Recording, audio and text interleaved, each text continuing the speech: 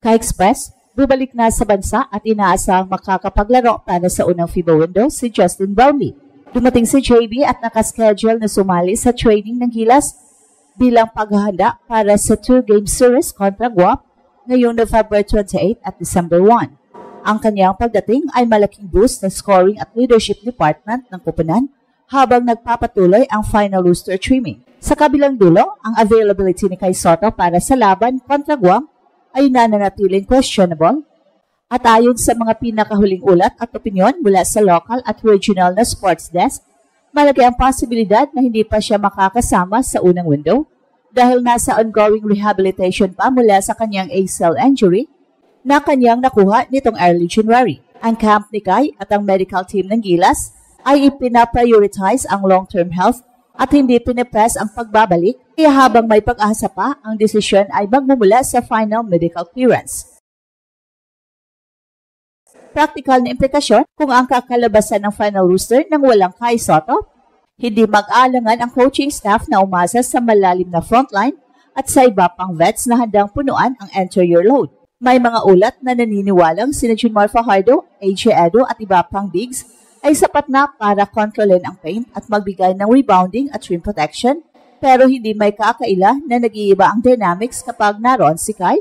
Spacing, intimidation factor at mismong approach ng kalaban ay magbabago kapag may 7-3 rim protector sa lineup. Ang team chemistry at tactical side, plano ni Coach Tim na i-deploy ang sistema at hindi nakasentro sa iisang pangalan, isang identity-first approach na nagbibigay diin sa small movement, disciplined defense at efficient pick-and-roll execution. At sa ganitong setup, madaling makakapag-adjust ang Gilas kung hihirangin silang maglaro kahit wala si Kai.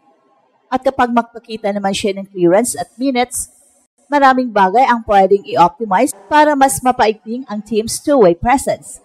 At ang sagot sa tanong na maglalaro na ba si Kai Sotto versus Guam ay nasa kamay ng final medical report at roster announcement. Ang bayan ay may dahilan para umasa, parehong dahil darating si Justin Brownlee at dahil patuloy ang progreso ni Kai. Pero malinaw din ang priority ng Gilas ay ang pangmatagalang karera ng mga manlalaro nila. Abangan ang official na lineup mula sa SBP. Hanggang doon, ang consensus ng analysts, may mataas na chance ang panalo ang Gilas sa Guam with or without Kai Sotto. Pero mas makapangyarihan at mas emotional ang statement kung sakaling makalabas ang ating 7-3 franchise center. At habang papalapit ang crucial FIBA Asia Cup qualifiers kontra Guam, muling nabuhay ang sigla ng basketball fans sa buong bansa dahil sa dalawang malaking balita sabay na umalog sa Gilas landscape. Una, ang official na pagbabalik ni Justin Brownlee. Pangalawa, ang posibilidad na baka makahabol pa si Kai.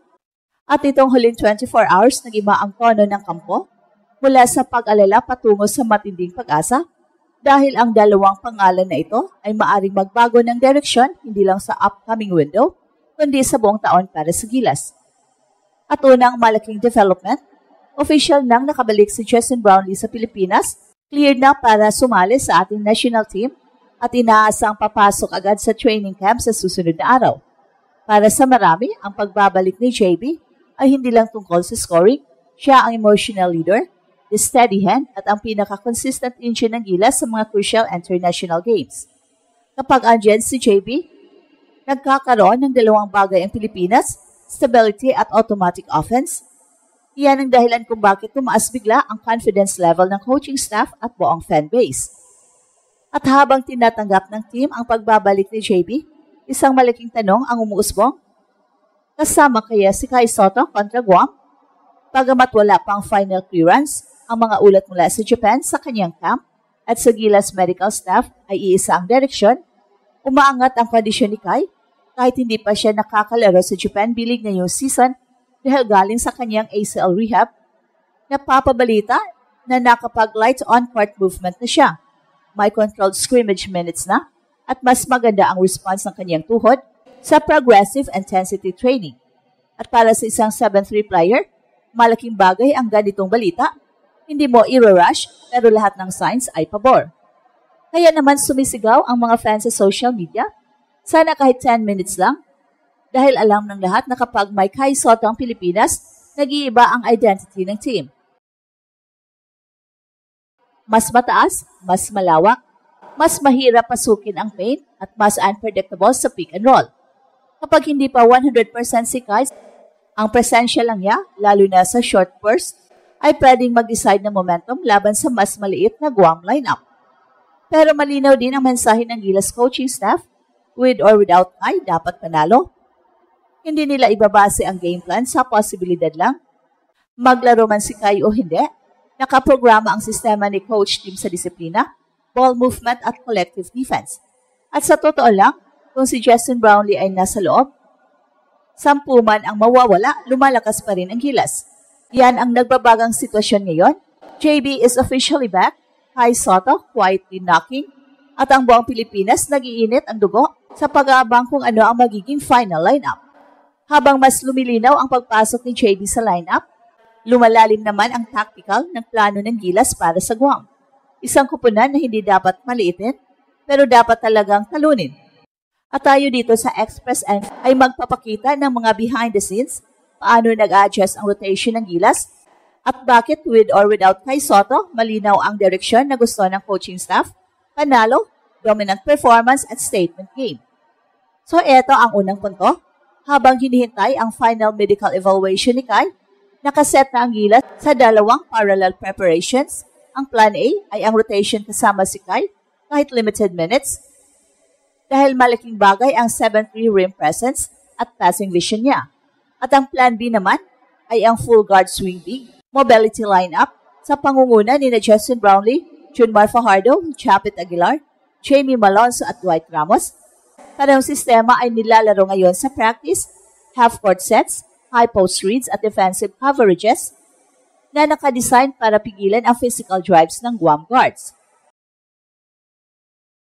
At pangalawa, hindi lang pagbabalik ni JB ang nagbibigay ng momentum. Ayon sa sources, maganda ang kondisyon ng 4 players. Si Dwight Ramos ay healthy at sharp. Si Junmar Fajardo naman ay consistent sa paint touches. Si Sergio Perez ay explosive sa mga scrimmages. Si Scottie Thompson ay balik form sa playmaking at rebounding. At si Chris Newsom, steady as always, lalo na sa defensive rotations. Ang overall vibe ng camp, complete, ready, locked in. At pangatlo, malaking bagay ang scouting report ng Guam. Hindi sila star-studded, pero hindi rin sila pushover. Meron silang shooters, meron silang quick guards, at meron silang structured half-court execution, pero ang weakness nila ay height at rebounding, areas kung saan malaki ang lamang ng Gilas. At ito ang Express Info kung saan bawat kwento, ginulat ang mundo. Don't forget to like and subscribe.